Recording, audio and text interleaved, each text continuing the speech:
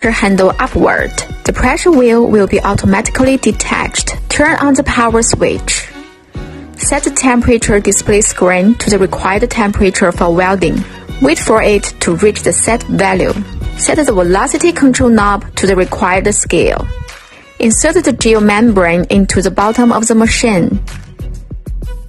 Align them. Put down the pressure handle. The pressure wheel and the heating block will be in place and start moving forward to weld automatically. Please pay attention to the welding marks and the position of the geomembrane at all times, and adjust in time if any deviation occurs. During the process, you can adjust the speed. After welding is completed, lift the pressure handle upward. Move the welding machine away and turn off the power. Thanks for watching and for supporting Bunter Welding equipment.